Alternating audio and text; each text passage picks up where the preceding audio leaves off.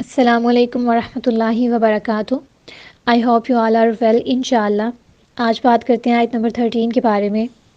وَإِذَا قِيلَ لَهُمْ آمِنُوا كَمَا آمَنَ النَّاسُ، جب ان سے کہا جاتا ہے کہ ایمان لے کے آؤ جیسے کہ ایمان لائے ہیں لوگ یعنی کہ یہاں سے مراد صحابہ کرام، صحابیات اور ہر وہ مومن جو کہ اللہ سبحانہ و تعالیٰ کی رضا کی خاطر قربانیاں کرتا ہے، اللہ سبحانہ و تعالیٰ کی رضا کی خاطر صبر کرتا ہے۔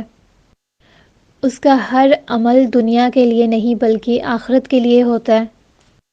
وہ ہر چیز میں اس بات کی پرواہ کرتا ہے کہ اللہ سبحانہ و تعالیٰ اس عمل کے بعد اس سے راضی ہوں گے یا پھر ناراض ہوں گے۔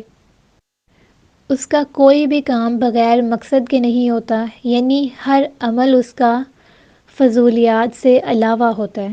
اس کے پیچھے ایک ویژن ہوتا ہے، ایک پوائنٹ ہوتا ہے، ایک گول ہوتا ہے، اور ایسے انسان کا گول کبھی بھی لوگوں کو راضی کرنا اور اللہ تعالیٰ کو ناراض کرنا نہیں ہو سکتا، کیونکہ وہ جانتا ہوتا ہے کہ میں جو کر رہا ہوں اس کا اجر مجھے کہاں سے ملے گا، اور آخرت میں میرے لیے اس کی وجہ سے کون سا حصہ تیار کر کے اللہ تعالیٰ نے رکھا ہوگا۔ یعنی ہر چیز میں اس نے اپنی موت کے بعد کی زندگی کو مد نظر رکھنا ہے، اور وہ جانتا ہے کہ دنیا ایک دھوکہ ہے، لہبوں و لعبوں، یعنی دنیا کھیل تماشے کے علاوہ کچھ بھی نہیں ہے، وہ جانتا ہے اچھے طریقے کے ساتھ۔ تو منافقین سے اور کفار سے کیا کہا جاتا تھا کہ ان جیسا ایمان لے کے آؤ۔ بہت سارے لوگ ایسے تھے نا کہ جو ایمان لے کے آتے تھے لیکن ان میں برائیاں پائی جاتی تھیں، وہ اپنی پرانی روش کو چھوڑتے نہیں تھے جو کہ انہوں نے مشرک ہوتے ہوئے کی تھی۔ تو ان سے کہا جاتا ہے کہ ایسا نہیں بلکہ ان جیسا ایمان لے کے آؤ۔ تو آگے سے وہ لوگ کیا کہتے تھے، یعنی جب وہ دیکھتے کہ صحابہ کرام کس طرح کا ایمان لائے، صحابیات کس طرح کا ایمان لے کے آئے، اللہ تعالیٰ نے جب ان کو جو بھی حکم دیا انہوں نے اس کی پیروی کی، سمعنا وأطعنا، بغیر کسی سوال جواب کے انہوں نے کیا کہا، ہم نے سن لیا اور ہم نے اطاعت کر لی۔ ان کے پاس جیسے ہی کوئی حکم آتا تھا نا، وہ فوراً سے اس حکم کو مان لیتے تھے، ایک سیکنڈ کا بھی انتظار کیے بغیر وہ اس کے اوپر عمل کرتے تھے۔ جب ان کو جہاد کے لیے نکلنا پڑا، بغیر کچھ دیکھے سوچے سمجھے انہوں نے اللہ تعالیٰ کو لبیک کہا۔ جن کی شادیاں ہو گئی تھی، پہلی رات تھی، انہوں نے اپنی بیوی کو چھوڑ کے فوراً جہاد کے لیے جانا پسند کیا اور جا کے وہاں پہ شہید ہو گئے۔ اپنے گھروں کے سارے مال انہوں نے اس راہ میں لگا دیے۔ خدیجہ رضی اللہ تعالیٰ عنہ نے کیا کیا، اپنا سارا کا سارا مال نبی کریم صلی اللہ علیہ وسلم پر قربان کر دیا۔ مکہ کی سب سے بڑی وہ بزنس وومن تھیں، لیکن انہوں نے ایمان لانے کے بعد کیا کیا، سب سے پہلے ایمان بھی وہی لے کے آئیں اور سب سے زیادہ مدد بھی انہوں نے نبی کریم صلی اللہ علیہ وسلم کی۔ ابو بکر صدیق رضی اللہ تعالیٰ عنہ بھی مال میں وسعت والے تھے، انہوں نے بھی اپنا سب کچھ نبی کریم صلی اللہ علیہ وسلم پہ لٹایا۔ اور اس کے علاوہ بھی ہر انسان نے اس ٹائم پہ جو بھی نبی کریم صلی اللہ علیہ وسلم کے ساتھ تھا، اس نے ایسا ہی ایمان لا کے دکھایا کہ یہ جو منافقین تھے، کفار تھے، وہ حیرت میں مبتلا ہو جاتے تھے کہ کس طرح کا ایمان ہے ان کا۔ تو ان سے کیا کہا جاتا تھا، تم بھی اس طرح کا ایمان لے کے آؤ۔ آج ہم اپنے معاشرے میں کچھ لوگوں کو دیکھتے ہیں جو کہ بہت اچھے ہیں، اللہ سبحانہ و تعالیٰ کی ماننے والے ہیں، نیک لوگ ہیں، مومن ہیں، تو وہ بھی لوگوں کو نیکی کا درس دیتے ہیں نا، تو بتاتے ہیں ان کو کہ ایمان کس طرح سے لے کے آنا ہے، آپ لوگوں نے اعمال کس طرح کے کرنے ہیں۔ لیکن ہم کیا کرتے ہیں، ہم ان کو کس طرح کا جواب دیتے ہیں۔ آگے سے کہتے ہیں قَالُوا أَنُؤْمِنُ كَمَا آمَنَ السُّفَهَاءُ، ہم ان جیسا ایمان لے کے آئیں ان بے وقوفوں کی طرح، یعنی ایمان والے نیک لوگ ہمیں بے وقوف لگتے ہیں، اور واقعی بھی لگتے ہیں۔ ذرا سی اگر کسی لڑکی نے بڑی چادر لی ہوئی ہے نا، تو ہم کہتے ہیں دیکھو کیسے اس نے خود کو لپیٹا ہوا ہے، دیکھو یہ تو جیسے تڑپال ہی لپیٹ کے خود پہ آ گئی ہے۔ ہم طرح طرح کی باتیں کرتے ہیں، دیکھو اس نے تو ہاتھوں کو بھی ایسے کور کیا ہوا ہے، لگتا ہے اس کا نا رنگ کالا ہوگا، لگتا ہے اس کی نا فیس پہ کوئی مسئلہ ہوگا۔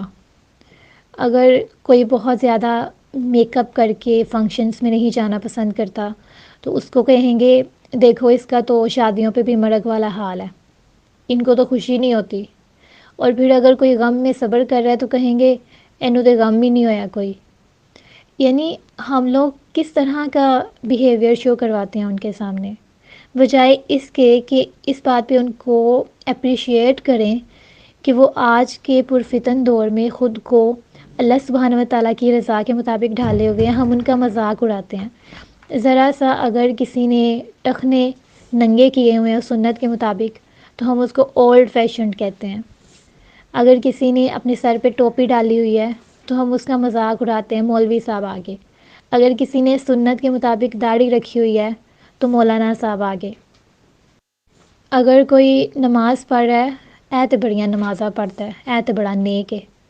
یعنی بیسکس چیزیں جو کہ اسلام کی ہیں ہم ان کو لے کے بھی مذاق بناتے ہیں، بالکل اسی طرح جس طرح مکہ میں منافقین اور مشرکین مومنوں کا مذاق بناتے تھے. اور یہ مذاق ہر دور میں بنتا آیا، ہر دور میں بنتا آیا، زمانے کی یہی ریت ہے. اور اگر یہ ساری چیزیں آپ کے ساتھ بھی ہوتی ہیں کسی بھی وجہ سے تو سمجھ لیں کہ یہ ہوتی آئی ہیں. اسی وجہ سے تو صحابہ کرام کا جو اجر تھا وہ بھی اللہ تعالیٰ نے جنت لکھا، اور ان کو پتہ نہیں اس میں کتنی کتنی نعمتیں دینی ہیں، کس وجہ سے، ان باتوں کی وجہ سے.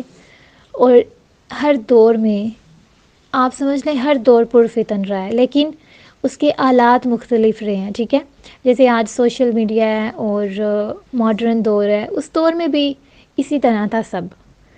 اس دور کا ایڈوانس بھی وہی سارا کچھ تھا، لیکن چیزیں الگ تھیں، لیکن تھا یہی سارا کچھ. یعنی بہت زیادہ ڈفرینس نہیں ہوتا. اگر آپ کو کسی فنکشن میں پردہ کرنا ہے تو کریں، لوگ آپ کے ساتھ آپ کی قبر میں نہیں جائیں گے. اللہ تعالیٰ نے وہاں آپ کا حساب لینا ہے. ٹھیک ہے، حشر میں لوگ آپ سے بھاگیں گے. لوگوں کی خاطر گناہ کرنا چھوڑ دیں. اگر آپ سانگز نہیں سننا پسند کرتے تو بلا جھجک کہیں کہ مجھے سانگز نہیں پسند، اسلام میں حرام ہے. آپ کو یہ نہیں کہنا کہ اس کا یہ ہے وہ ہے اس وجہ سے نہیں سن رہا، یہ نہیں کر رہا، وہ نہیں کر رہا. سیدھا کہیں کہ اللہ تعالیٰ کا حکم ہے نہیں سننا تو میں نے نہیں سننا. اگر آپ سے کوئی کہتا ہے کہ کوئی ڈرامہ دیکھتی ہو، بلا جھجک بولو کہ میں نہیں دیکھتی کیونکہ مجھے نہیں پسند، یہ ٹائم ویسٹ کرتا ہے. آپ کیوں آئیں بائیں شائیں کرتے ہیں؟ آپ کیوں صحیح بات نہیں کہہ سکتے؟ آپ اللہ تعالیٰ کی محبت کا اظہار لوگوں کے سامنے کیوں نہیں کر سکتے؟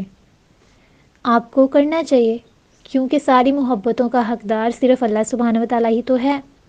اگر کوئی آپ سے کہتا ہے کہ آپ کی گرل فرینڈ ہے یا آپ کا بوائے فرینڈ ہے تو بلا جھجک کہیں کہ نہیں ہے، اسلام میں ایسے ریلیشنز پسند نہیں کیے جاتے. ان ساری چیزوں سے آپ اولڈ فیشن نہیں ہو جاتے، بلکہ آپ ایک الگ شخصیت ہیں، آپ کا ایک الگ مقام ہے. آپ لوگوں جیسے نہیں ہیں، آپ لوگوں سے الگ ہیں. اسلام ہمیں خاص بناتا ہے اور آپ خاص ہیں. کبھی بھی کسی بھی معاملے میں لوگوں کی پرواہ نہیں کریں. جب تک لوگوں کی پرواہ کرتے رہیں گے آپ اپنی اصلاح نہیں کر سکتے. اگر آپ کو اپنی اصلاح کرنی ہے تو لوگوں سے الگ بن جائیں. آپ یونیک ہیں اور یونیک ہی بن کے رہیں. اور اللہ تعالیٰ کیا کہتے ہیں ایسے لوگوں کے بارے میں جو کہ مذاق اڑانے والے ہیں؟ اللہ تعالیٰ کہتے ہیں الا انہم ہم السفہاء، خبردار بے شک یہ خود بے وقوف ہیں، ولکن لا یعلمون، لیکن وہ جانتے نہیں ہیں. اس لیے ایسے لوگوں سے بحثوں میں پڑنے کی بجائے یہ سمجھے کہ یہ خود بے وقوف ہیں، ان کو خود کسی چیز کا علم نہیں ہے. کیونکہ جس انسان کو علم ہو جائے کہ یہ دنیا صرف کھیل تماشا ہے اور اصل حقیقت صرف آخرت ہے، وہ کبھی بھی نہ تو مذاق بناتا ہے اور نہ ہی اللہ تعالیٰ کی نافرمانی کرتا ہے. جزاکم اللہ خیراً.